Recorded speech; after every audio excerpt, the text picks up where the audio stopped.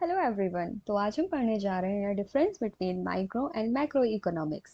So video को start करते हैं। माइक्रो इकोनॉमिक्स, इनको याद करने की एक बहुत सिंपल सी ट्रिक है, जैसे कि मैंने अपने शॉर्ट्स में बताया था। ट्रिक है माइक्रो, माइक्रो का आई, बस अब इस आई को पकड़ के रहना। I for individual. क्या मतलब हुआ? पहला point, it is study individual economic unit. क्या करता है ये? किसी भी यूनिट की स्टडी इंडिविजुअल लेवल पे करता है। इंडिविजुअल मतलब एज अ सिंगल। कोई भी इकोनॉमिक यूनिट हो, कुछ भी हो, सब इंडिविजुअल पे जो भी होगा इकोनॉमी के अंदर, उसकी स्टडी जो की जाएगी वो माइक्रो इकोनॉमिक्स के अंदर आएगा। Second point, it deal with individual firm, consumer, income etcetera.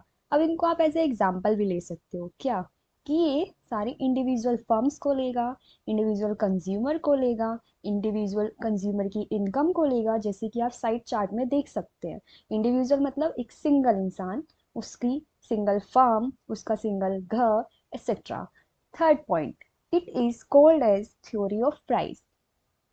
इसको हम और क्या बोलते हैं? थ्योरी ऑफ प्राइस भी बोलते हैं।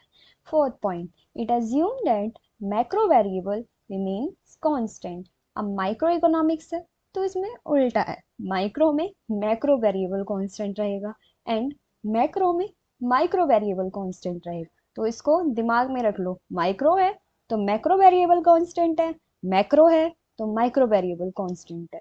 ठीक है। Fifth point, tools of micro economics are demand and supply. अब यहाँ भी अपने दिमाग में घुसा लेना, डिमांड एंड सप्लाई। माइक्रो है मतलब इंडिविजुअल, तो जो माइक्रो इकोनॉमिक्स के टूल्स हैं वो डिमांड और सप्लाई है। बट किस लेवल पे होंगे? इंडिविजुअल लेवल पे। इंडिविजुअल डिमांड और individual supply. Sixth point, principal components of micro economics. Principal concept क्या है, क्या कंपोनेंट्स है principal micro economics? Theory of consumer behaviour और थ्योरी ऑफ प्रोड्यूसर बिहेवियर। अब मूव करते हैं मैक्रो इकोनॉमिक्स पे। मैक्रो इकोनॉमिक्स, इसको याद करने की भी सिंपल ट्रिक है। मैक्रो का ये पकड़ लो, पूरी स्पेलिंग सेम होती है, MICRO MACRO, बस ए और आई अलग होता है, बस वो ए और आई ही पकड़ लो आप लोग।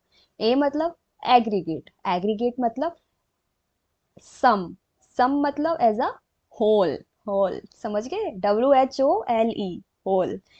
First point, study are nations economy and its various aggregate. ये क्या करता है? पूरा नेशन, नेशन मतलब कोई भी कंट्री, कोई भी कंट्री की इकोनॉमी और उसके वेरियस एग्रीगेट्स की स्टडी, मतलब पूरे नेशन की स्टडी करेगा। एक इंडिविजुअल की नहीं, सबकी एज अ होल, सम लेके सबका। एक कंपनी नहीं, बहुत सारी कंपनी, सबकी। Second point, it is the study of aggregates such as national income, price levels etcetera. ये स्टडी किसकी करता है? एज अ होल करता है, एज अ होल। अब एक इंडिविजुअल पर्सन की इनकम है तो वो एक इंडिविजुअल की पर्सन की इनकम है, बट एज हम नेशन, जैसा हमारा फर्स्ट पॉइंट में लिखा है नेशन इकोनॉमी, तो जब नेशन लग गया तो वो नेशनल इनकम हो गई, सारे बंदों की इनकम जितने भी इस कंट्री में है, तो उनको क्या हुआ? National income, price levels etcetera, जैसे कि साइड चार्ट में दिया हुआ है। National income, government, nation, world, पूरे वर्ल्ड की भी। ठीक है। Third point, it is called as the theory of income and employment. इसको हम क्या बोलते हैं? Theory of income and employment भी बोलते हैं। Fourth point, it assume that micro variable remain constant. जैसे कि मैंने माइक्रो इकोनॉमिक्स में बताया था कि उसमें मैक्रो इकोनॉमिक्स में माइक्रो वेरिएबल कांस्टेंट रहेगा और माइक्रो में मैक्रो वेरिएबल्स कांस्टेंट रहेगा, उल्टे हैं। ठीक है। Fifth point, tools of macro economics are aggregate demand and aggregate supply. उसके टूल्स क्या थे? Individual demand and individual supply.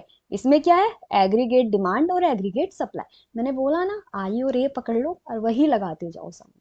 Six point, principal component of macro economics. Principal components क्या है मैक्रो इकोनॉमिक्स के? थ्योरी रिलेटेड टू इक्विलिब्रियम और theory related to disequilibrium.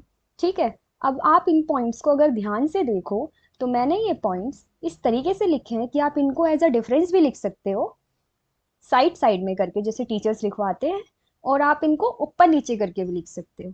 ठीक है। Thank you.